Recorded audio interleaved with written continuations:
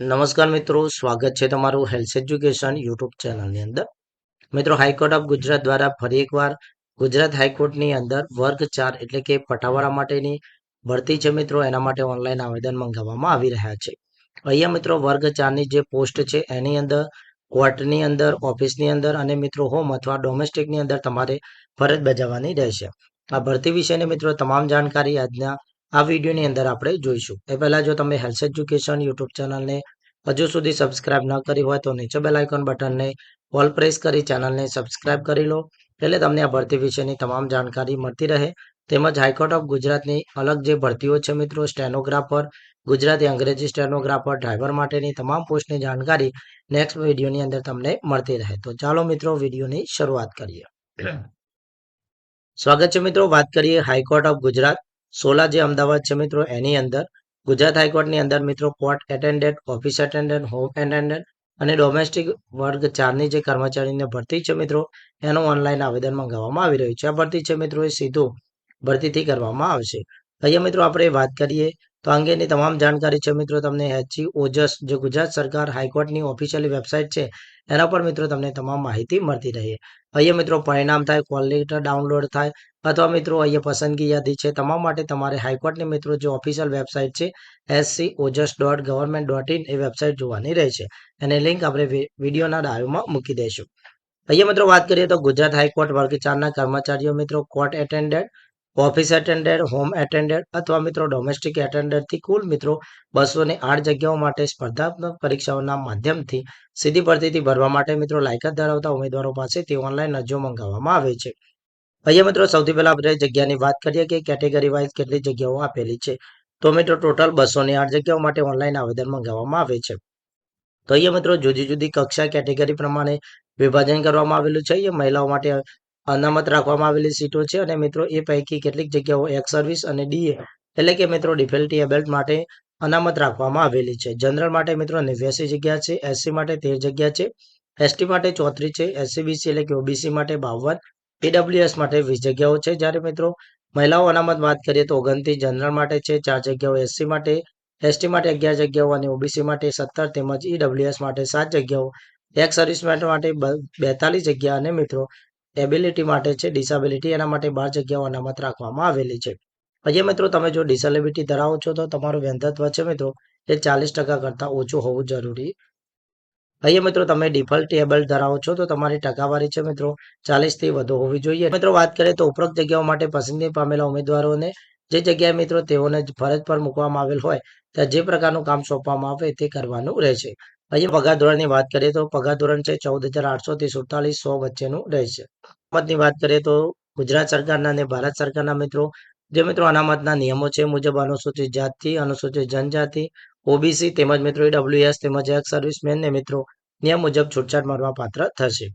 યોગ્યતાની મિત્રો અહીંયા વાત કરી લઈએ કે આ એક્ઝામ છે મિત્રો એના માટે તમારી યોગ્યતા શું રહેશે. તો અહીંયા મિત્રો યોગ્યતાની વાત કરીએ તો ઉમેદવારે મિનિમમ મિત્રો ધોરણ 10 પાસ કરેલું હોવું જોઈએ. ગુજરાત રાજ્ય પરીક્ષા બોર્ડમાંથી અથવા તેની સમકક્ષ કોઈપણ એક્ઝામ પાસ કરેલી હોવી જરૂરી છે. વયમર્યાદાની વાત કરીએ મિત્રો તો ઓનલાઈન અરજી કરવાની લાસ્ટ તારીખ રહેશે. મિનિમમ વયમર્યાદા છે 18 વર્ષથી ઓછી ન હોવી જોઈએ અને વધુમાં વધુ મિત્રો 35 વર્ષથી વધુ ન હોવી જોઈએ. અહીંયા અનામત મુજબ મિત્રો તમને છૂટછાટ મળવા પાત્ર થશે. અહીંયા મિત્રો તમે જોઈ શકો છો વયમર્યાદાની અંદર મિત્રો અનુસૂચિત જાતિ, અનુસૂચિત જનજાતિ, સામાજિક અને શૈક્ષણિક રીતે પછાત વર્ગ, ડિફોલ્ટી એબલ્ડ, મહિલા, માજી સૈનિક, આર્થિક રીતે નબળા વર્ગના ઉમેદવારો તો એમના મિત્રો જે નીતિ નિયમો છે તે મુજબ મિત્રો છૂટછાટ મળવા પાત્ર થાય છે. અહીંયા મિત્રો તમે જોઈ શકો છો કે કયા લોકોને કેટલા વર્ષની છૂટછાટ મળવા પાત્ર થાય છે.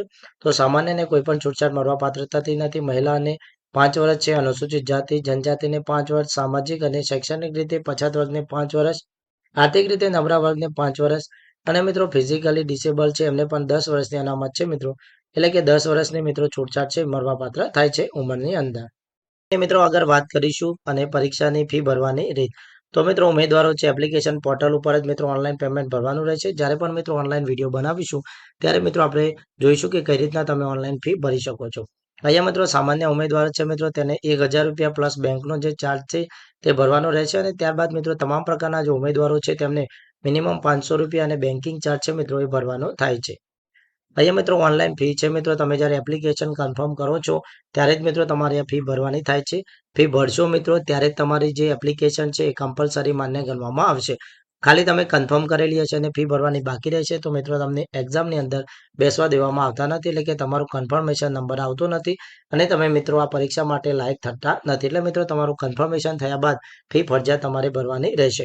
ફી મિત્રો તમે ઓનલાઈન પોર્ટલના માધ્યમ દ્વારા પણ ભરી શકો છો. જ્યારે પણ મિત્રો તમે ફી ભરો છો ત્યારે તેનો સ્ક્રીનશોટ અથવા મિત્રો તેની પીડીએફ છે ડાઉનલોડ કરી લેવાની રહેશે. કારણ કે ઘણી વખત મિત્રો ફી ભરી અને નેટના પ્રોબ્લેમ હોય તો ફીસ ભરવા માટે પ્રોબ્લેમ આવી શકે છે. તો મિત્રો તમે સ્ક્રીનશોટ અથવા મિત્રો પીડીએફ લીધેલી હશે અથવા રસીદ ડાઉનલોડ કરેલી હશે તો મિત્રો તમે આગળ રજૂઆત કરી શકો છો. પરીક્ષાનું જે માળખું છે મિત્રો એને વાત કરીએ તો સ્પર્ધાત્મક પરીક્ષાનું અને હેતુલક્ષી પરીક્ષાનું મિત્રો લેખિત પરીક્ષાનું અહીંયા માળખું જોઈ લઈએ. સૌથી પહેલા છે મિત્રો હેતુલક્ષી પરીક્ષાની લેખિત પરીક્ષા કુલ 100 પ્રશ્નો અને મિત્રો 100 ગુણની રહેશે. અહીંયા મિત્રો હેતુલક્ષી પ્રકારની જે લેખિત પરીક્ષાના પ્રશ્નપત્ર છે મિત્રો તે ગુજરાતી ભાષાની અંદર રહેશે, એટલે કે તેનું માધ્યમ ગુજરાતી રહેશે. અહીંયા મિત્રો તમને ખોટા ઉત્તર દીઠ મિત્રો 1 થી વધારે પસંદ કરવા બદલ 0.33 મિત્રો જે દરેક પરીક્ષામાં હોય છે તે નકારાત્મક ગુણ આપવામાં આવશે. પરીક્ષાનો સમયગાળો છે મિત્રો 1 કલાક અને 30 મિનિટનો રહેશે, એટલે કે મિત્રો ટોટલ 90 મિનિટનો સમયગાળો રહેશે. અહીંયા મિત્રો હેતુલક્ષી પ્રકારની જે લેખિત પરીક્ષા છે તેનો અભ્યાસક્રમ અહીંયા છે. સૌથી પહેલા મિત્રો ગુજરાતી ભાષાનું જ્ઞાન રહેશે, સામાન્ય જ્ઞાન વિષય પૂછાશે, ગણિત વિષય પૂછાશે, રમતગમતના પ્રશ્નો પૂછાશે અને રોજબરોજની ઘટનાઓ છે મિત્રો અહીંયા પૂછવામાં આવશે. અહીંયા મિત્રો પસંદગીમાં સ્થાન મેળવવા માટે હેતુલક્ષી પ્રકારની જે લેખિત પરીક્ષા છે એની અંદર મિત્રો ઉમેદવારે ઓછામાં ઓછા 50 ગુણ અને મિત્રો અનુસૂચિત જાતિ, જનજાતિ, શારીરિક રીતે શૈક્ષણિક પછાત વર્ગ, નબળા વર્ગના જે વિદ્યાર્થીઓ છે મિત્રો એમને ઓછામાં ઓછા 45 ગુણ છે મિત્રો એ મેળવવાના રહેશે. ત્યારે મિત્રો તે લેખિત પરીક્ષાની અંદર મિત્રો પાસ થયેલ ગણાશે. હેતુલક્ષી પરીક્ષાની લીધા બાદ મિત્રો અમદાવાદ લેવી કે અન્ય કક્ષાએ લેવી તેની ઉમેદવારની સંખ્યાને આધારે નક્કી કરવામાં આવશે. અહીંયા મિત્રો આવવા જવાનું ભાડું છે મિત્રો ઉમેદવાર ઉપર રહેશે. હેતુલક્ષી પ્રકારની જે લેખિત પરીક્ષા છે મિત્રો એ OMR સીટ છે મિત્રો એના દ્વારા લેવામાં આવશે. અહીંયા મિત્રો હેતુલક્ષી પ્રકારની પરીક્ષામાં જો ખૂબ જ વધુ સંખ્યામાં ઉમેદવારો ઉત્તીર્ણ થશે તો મિત્રો હાઈકોર્ટ દ્વારા જે મિત્રો જે મેરિટ છે એ નક્કી કરવામાં આવશે મિત્રો. એ ત્યારબાદ જ મિત્રો ડોક્યુમેન્ટ વેરિફિકેશન છે મિત્રો એના માટે બોલાવવામાં આવશે. હવે મિત્રો અહીંયા પસંદગીની યાદીની આપણે વાત કરી લઈએ તો પસંદગી યાદી છે મિત્રો એ ઉમેદવારે હેતુલક્ષી પ્રકારની જે લેખિત પરીક્ષામાં મેળવેલ ગુણના આધારે તૈયાર કરવામાં આવશે. એટલે જેમ ક્રમશઃ મિત્રો જેના સૌથી વધારે ગુણ તેનો નંબર પહેલો રહેશે અને ત્યારબાદ મિત્રો ક્રમશઃ યાદી છે મિત્રો એ તૈયાર કરવામાં આવશે. ઓનલાઈન અરજી કરવાના સ્ટેપ તો સૌથી પહેલા મિત્રો SC ઓજસ મિત્રો જે હાઈકોર્ટની ઓફિશિયલી વેબસાઇટ છે એના ઉપર મિત્રો તમારે ફોર્મ ભરવાનું રહેશે. ફોર્મ કઈ રીતના ભરવું મિત્રો આપણે તેનો નેક્સ્ટ વિડીયો પોસ્ટ કરીશું. હેલ્થ એજ્યુકેશનને નીચે બેલ આઇકોન બટન ઉપર ઓલ સબસ્ક્રાઇબ કરી લેશો એટલે મિત્રો તમને વિડીયોની નોટિફિકેશન પણ તમને મળી જશે.